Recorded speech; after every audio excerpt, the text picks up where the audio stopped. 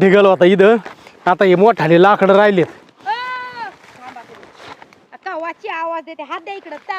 होय बायकोच काय हाय का नाही? हात नाही धर लाकूड. आता तीच वेळ आली लाकूड धरायची. अयो यो काय रे देवा, काय नवरा आहे एवढा काट्यात घुसले. वरून धोतर घातले. तुम्हाला सांगितलं होतं धोतर घालू नका, गुत्तन कुठं निघन.